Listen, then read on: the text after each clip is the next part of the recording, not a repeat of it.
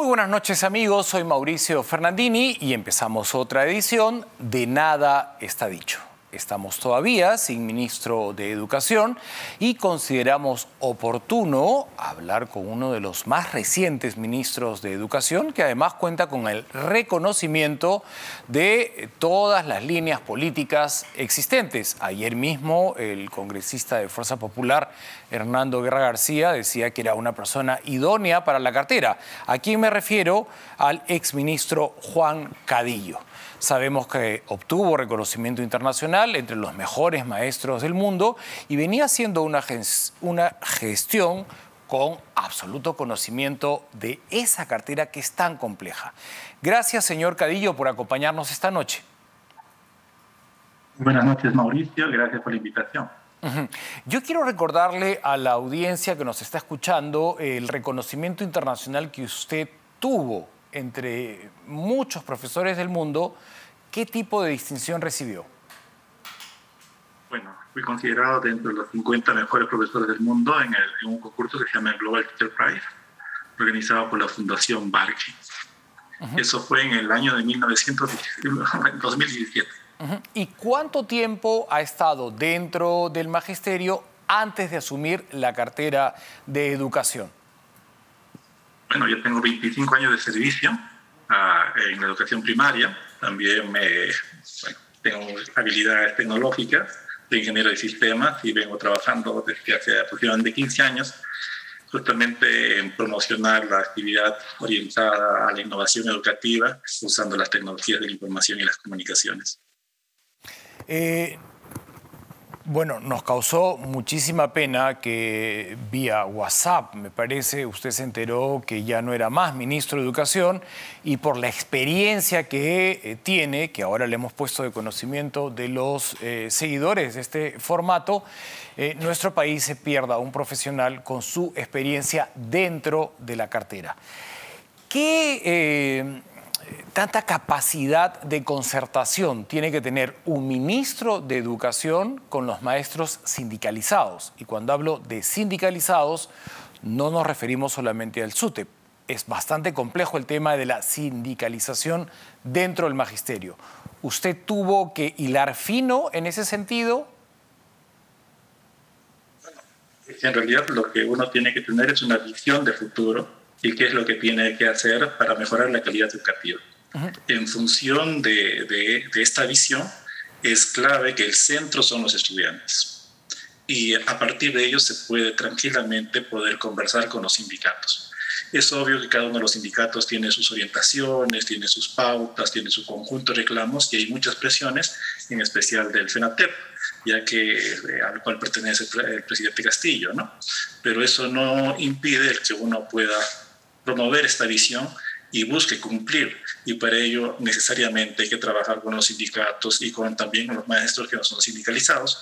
Y por lo tanto la idea clave es cómo nosotros empezamos a desarrollar esa calidad educativa que se requiere para nuestro país. Usted menciona el FENATEP al que pertenece el presidente Castillo y yo lo quiero llevar al 2017, donde digamos hay una suerte de inicio de carrera política del presidente Castillo porque lideró aquella huelga. Y usted acaba de mencionar algo que es fundamental y me parece que hay consenso y unanimidad. La esencia del sistema educativo es el alumno, es la calidad educativa que se le va a dar a ese alumno.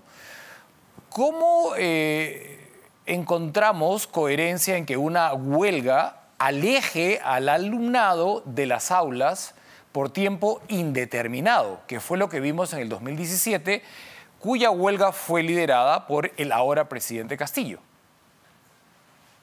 Bueno, en primer lugar hay que reconocer que es necesario desarrollar la profesión docente, ¿no?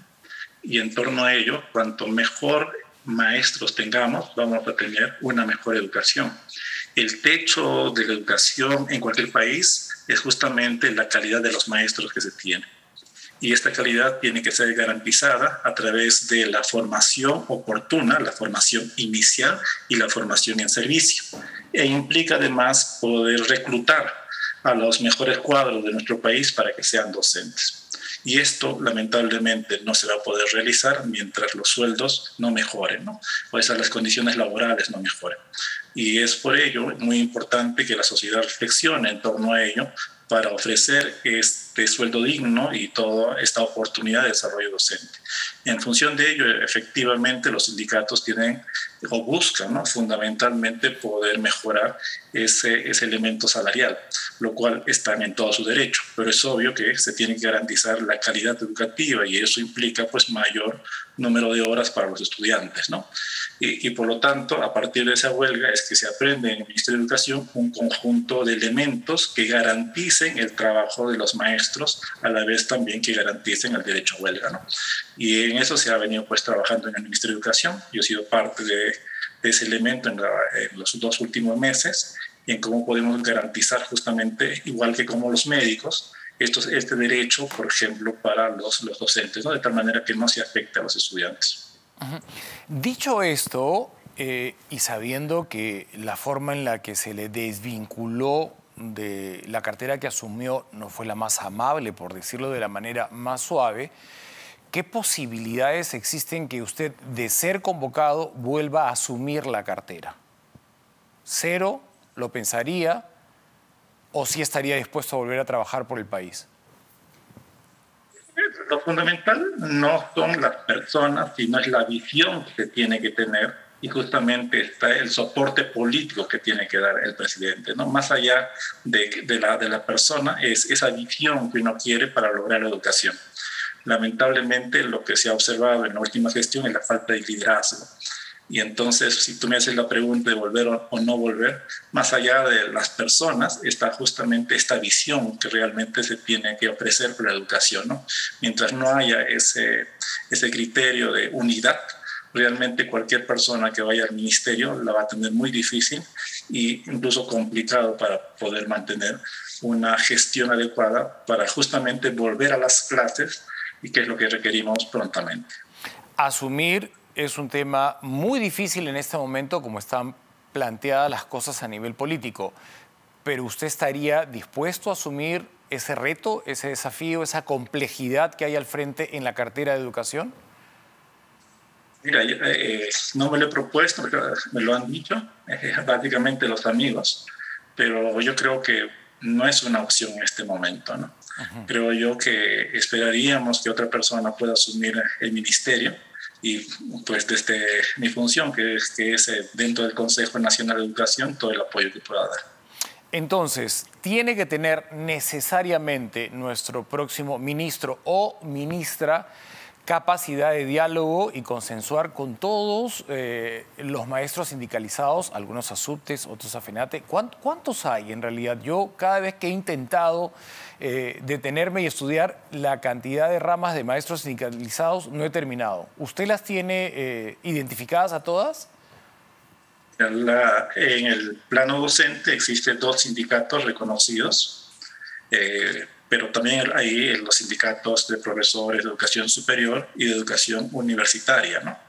Entonces, en realidad hay varios sindicatos, pero más allá de este elemento de concertar con los sindicatos, hay la idea de visión. ¿Qué es lo que quieres lograr como país?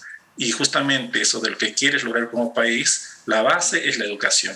Si nosotros queremos liderar algún tipo de desarrollo tecnológico, por ejemplo en la minería, también tenemos que formar buenos profesionales en minería, tenemos que hacer una prospección de las carreras que necesitamos, y eso también implica no necesariamente solo la formación universitaria, sino también la formación técnica, la cual hemos abandonado en los últimos años. Entonces, la idea cabal para mí es más que concertación, primeramente es esa visión de educación que se tiene que tener. Y una vez que se tenga esa visión, convocar a los mejores equipos, porque en realidad el ministro solo, si bien es cierto pone la cara, detrás hay un equipo técnico que solventa cada una de las propuestas que se hacen. Sí, me queda claro que hay 2 a nivel universitario y a nivel escolar, y dentro del nivel escolar hay un montón de subdivisiones. ¿Tenía algo de fundamento el exministro del Interior, Carlos Basombrío, al expresar su preocupación porque recibía información que estaba infiltrado el Movadef o algún pensamiento radical dentro de una de estas ramas sindicalizadas? ¿Tenía algo de Bueno, razón el ministro Basombrío o usted, que conoce tanto el magisterio por dentro, piensa que no había fundamento alguno en esa preocupación? Porque esa era una de las razones por las cuales no recibían al señor Castillo como sindicalizado y terminó acogido en el Congreso de la República, lo recuerdo nítidamente, por el entonces congresista Becerril de Fuerza Popular, me parece que Jorge del Castillo del APRA y Luz Salgado de Fuerza Popular. ¿Usted recuerda ese capítulo reciente de nuestra historia? Más allá de cualquier acusación que te pueda hacer, nosotros desde el Ministerio de Educación hemos abierto las puertas a todos los sindicatos y hemos conversado con todos los sindicatos, los hemos escuchado. No ha habido en ningún momento ninguna propuesta extremista, pero sí efectivamente varios reclamos con respecto a determinadas formas de política educativa, con respecto a los docentes que se tenía que desarrollar.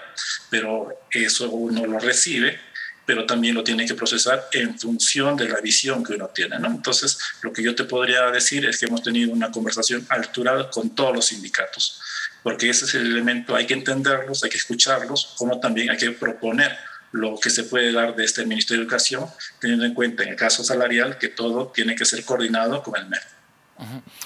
Es difícil ponernos de acuerdo entre peruanos y en algo tan elemental como, por ejemplo, el enfoque de género. Todos queremos vivir en un país igualitario donde las mujeres estén desprovistas de cualquier mirada, ¿no? Peyorativa o violenta y, por supuesto, sin ningún feminicidio. En algo tan elemental en lo que debería haber consenso no lo encontramos. ¿Usted termina de entender por qué no finalmente hay consenso en un tema indispensable como el enfoque de género, o si el término no es el adecuado, a ideología de género, enfoque de género, a tener una educación desde los primeros años de vida igualitaria? En efecto, mira que en realidad uno tiene que ir construyendo la propuesta. ¿Cuál fue nuestra propuesta? Nuestra propuesta fue orientada justamente a lograr una mejor formación, en especial en el plano tecnológico, ya que estamos en este siglo XXI, que demanda un conjunto de competencias orientadas mucho al uso de la tecnología. Nuestra propuesta fue fundamentalmente formar a más mujeres en este campo, teniendo en cuenta que los índices de formación en materia tecnológica, tanto en el Perú como en toda Latinoamérica, son muy bajos, ¿no? Entonces, en realidad es una propuesta. Si bien es cierto, no hay este consenso sobre lo que se debe trabajar, pero sí se dio un conjunto de lineamientos orientados justamente a una educación híbrida, una educación que implique el desarrollo tecnológico bajo un pensamiento STEAM. Y este pensamiento STEAM de ciencia, tecnología, ingeniería, arte y matemática, nosotros lo trabajamos bastante con la Comisión de Educación, porque vendimos en realidad una idea, ¿no? Vender ese término de marketing.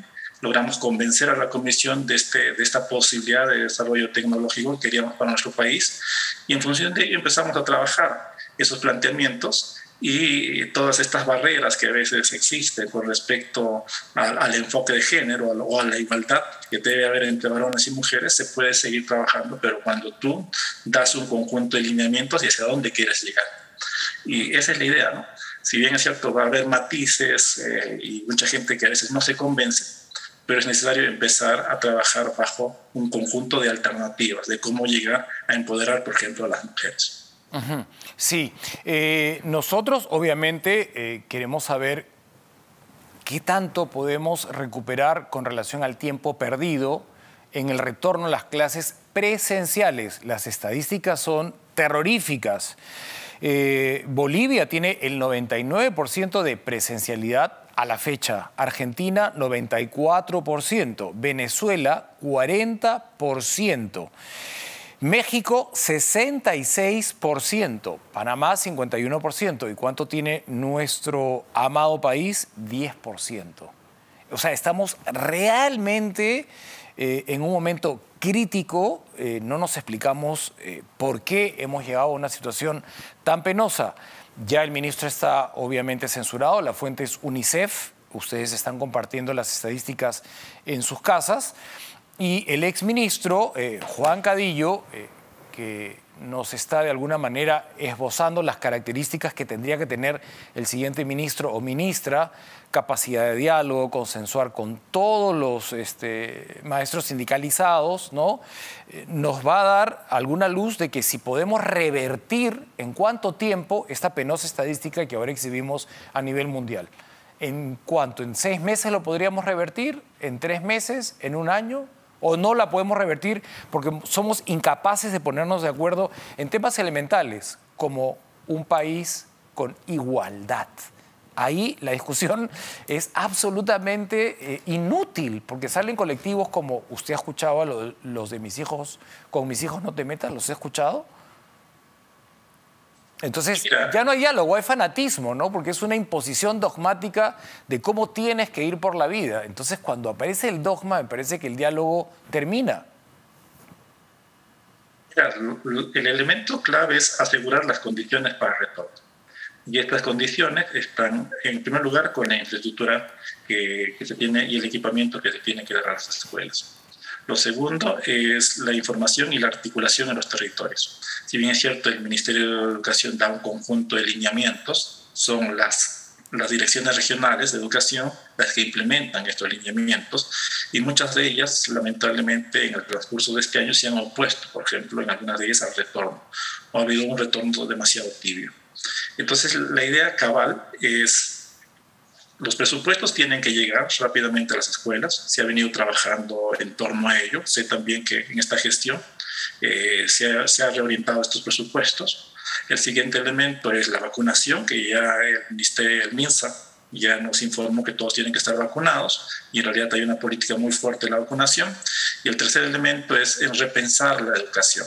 Y este repensar justamente implica la innovación educativa.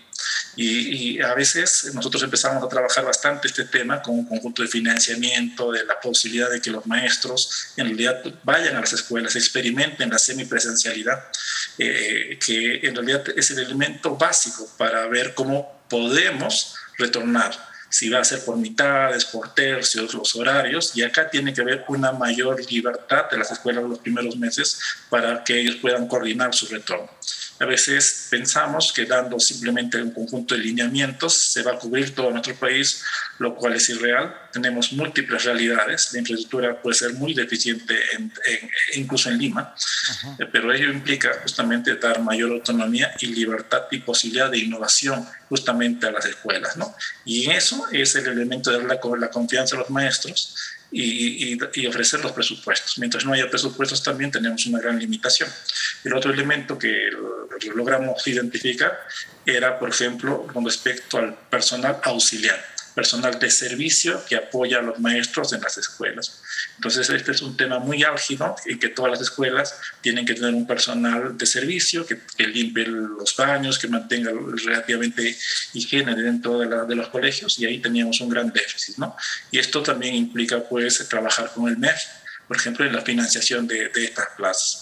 Y finalmente también garantizar la continuidad de los contratos, que justamente esa es la gran debilidad que se ha tenido con respecto a esta filtración de los exámenes, ¿no? Y hemos puesto en peligro la posibilidad de los contratos para el 2022 y bueno, se han sacado un conjunto de normativas para asegurar esto. Tenemos desde el Congreso un conjunto de modificaciones de la ley que está orientado a un nuevo concurso, y en realidad esto tiene que ser tomado, pues, de una manera responsable, dando lo más pronto la promulgación del decreto y empezando a trabajar rápidamente para este concurso, ¿no? Y el otro elemento es garantizar en realidad que haya varios concursos para realmente tener un número mayor de profesores nombrados. Entonces no es tan sencillo, pero en realidad sí tenemos solución, y esto está orientado mucho a dar confianza a los maestros, darles mayor responsabilidad, y la innovación es un elemento importante, ¿no? Porque más allá de lo que uno piense como educación tradicional, en realidad lo que se viene es una educación híbrida, donde va a haber momentos de presencialidad, pero tenemos que aprovechar todo lo que hemos aprendido de la virtualidad. Y esto no es tan sencillo, es un conjunto de prácticas que se tienen que experimentar, hay cosas que se tienen que mejorar y aprender en el camino. Pero eso es lo normal, y es justamente dentro del proceso de ensayo y error que a veces muchos le tenemos miedo, pero que es una práctica en algo novedoso, y es un elemento que justamente permite resolver rápidamente problemas. Hemos visto con admiración a maestras que en simultáneo enseñan a cuarto grado, a segundo grado y a primer grado, dictan 20 minutos en un aula, van corriendo a la otra y así manejan casi toda la escuela primaria en pueblos alejados de Lima capital, pero lo hacen por pasión, por vocación. Usted invoca algo elemental, ¿no? Que los profesores tienen que tener mínimo un asistente para que ellos se enfoquen en la formación de los alumnos y el asistente vaya resolviendo cosas en el camino y no perder tiempo. Pero estamos en la precariedad. O sea, lo que hemos visto es que los maestros muchas veces hacen de carpintero y arman las carpetas de los chicos o hacen de conductores y los van recogiendo de su casa en su propio carro. Cosas conmovedoras, ejemplares, pero se siente en realidad mucho descuido desde el Ejecutivo hacia la calidad educativa y lo que usted ha dicho, en lo que coincidimos, que lo esencial es el alumno, pero las estadísticas que acabamos de leer no han tenido como esencia del retorno a clases al alumno, si no la estadística sería mayor. Tenemos solamente el 10% de semipresencialidad en este momento, mientras países como la Argentina han logrado el 99% de semipresencialidad. Muchísimo por hacer en educación. Ojalá se retome la esencia que es el alumno, ¿no? La formación de ese alumno, que sin un profesor bien formado no vamos a llegar a ningún norte. Y si un profesor quiere hacer política, que lo haga lejos de los sindicatos, militando en un partido político, porque no siente que ahí también se pierde energía, tiempo y el norte un poco. En realidad, tú lo has dicho, ¿no? El centro es el estudiante y para ello necesitamos pues una reflexión de todo el cuerpo docente. Pero más allá de esa reflexión, también necesitamos el apoyo del Estado. Y en eso, el Ejecutivo tiene que ser pues, consciente. Y esta conciencia implica financiamiento. Es decir, hasta ahora el financiamiento... Pero yo lo quiero llevar a la escena política, porque la política es inherente a nuestro sistema y desde que respiramos está presente, estemos conscientes o no. Pero ¿es viable hacer política siempre desde un sindicato? No se puede finalmente uno hacer de una carrera de político fuera del sindicato, porque el que te termina perdiendo hasta el momento es el alumno. El profesor logra una carrera política, pero el alumno perdió. Perdió en la huelga porque el maestro no llegó, perdió en la calidad educativa porque no se concentraron en luchar por los derechos del alumno, sino por alcanzar el poder. Y eso es más para un partido político, no para un sindicato de maestros.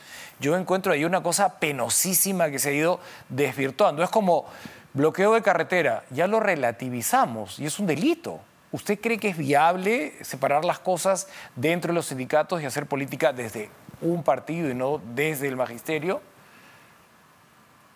Lo que tú afirmas es totalmente coherente y es lo importante. O sea, el sindicato efectivamente está para el reclamo de algunos derechos de los maestros, mientras que la función política partidaria es una condición aparte que incluso no se permite dentro de las escuelas. En ese sentido, yo pienso como tú, que efectivamente los maestros tienen que dedicarse al centro, a educar, que habrá espacios fuera del aula para la organización sindical y el reclamo y más. Estos espacios no están dentro de la escuela para hacer política. Y en ese sentido concuerdo contigo, ¿no? Y eso es el elemento vital e importante justamente de entender que la educación es el pilar básico para el desarrollo de nuestra sociedad. Si nosotros en realidad no dejamos estos sesgos políticos de lado, en realidad lo que estamos haciendo es confinando la educación cada vez más a la precariedad que hasta ahora ha tenido. Y lo que requerimos es una concertación ojalá sea de los políticos, pero también una concertación que llame a los otros elementos de la sociedad, que implica pues invertir más en educación, la parte empresarial, la parte social y también una conjunción con los maestros, ¿no? Los maestros tienen que entender que la formación que se recibe y la importancia de seguir preparándose es un elemento clave. Pero para sostener esta preparación, de todos modos necesitamos financiamiento. Y esto es justamente en materia de los presupuestos, ¿no? Siempre hemos hablado de incrementar los presupuestos en educación, pero lamentablemente hablamos mucho, pero a la hora que se tiene que decidir no hay la decisión acertada para realmente hacer una inversión mayor en educación. Y lo otro es siempre luchar pues, contra la corrupción, ¿no? Lamentablemente, cuando vemos infraestructura se dan dineros, pero lamentablemente los colegios demoran en construirse. Hay un conjunto de parámetros fiscales, administrativos que hace que se ralentice y ahí no avanzamos. Y por ello pues, ese elemento que tanto los empresarios tienen que entender que la inversión o el trabajo cuando se construye una escuela en realidad es un servicio a la sociedad más que un servicio de simplemente ganar dinero. Lo que estamos viviendo, honestamente, es terrorífico porque el presidente del Perú es un profesor y somos el país con menos presencialidad a estas alturas, teniendo finalmente a alguien que en principio ha transitado en el magisterio como usted, conoce la problemática y no tendríamos que tener estas cifras penosas. Los perjudicados, ¿quiénes son hasta este momento? Los alumnos. ¿Y quién es el presidente? Un profesor que ahora está envuelto, como usted lo ha dicho, en escándalos de corrupción. Penoso momento el que nos ha tocado vivir. ¿Tiene algo más que agregar? Siento que me quiere decir algo antes de despedirnos. Mira, en parte la vuelta de la escuela ha sido una indecisión del gobierno anterior que se ha ido arrastrando y, bueno, penosamente pues nos lleva a estos resultados, ¿no? ¿Está acusando usted al presidente Castillo de lo que está pasando? ¿Cree que es responsabilidad del gobierno anterior? Mira, en realidad es responsabilidad de tanto el profesor Castillo como del anterior gobierno, porque no hubo una decisión firme del regreso. Se trató de ralentizar lo máximo el regreso. En la gestión buscamos la semipresencialidad, que esperábamos que se continúe con la misma energía. Lamentablemente, en la gestión del ministro Gallardo, como que hubo mucha indecisión por los 2 primeros meses en el que estuvo, y recién una decisión al final, ¿no? Que ya fue muy tarde para un retorno y que ya estábamos justamente en el mes de diciembre, lo que era casi inviable poder experimentar cualquier retorno.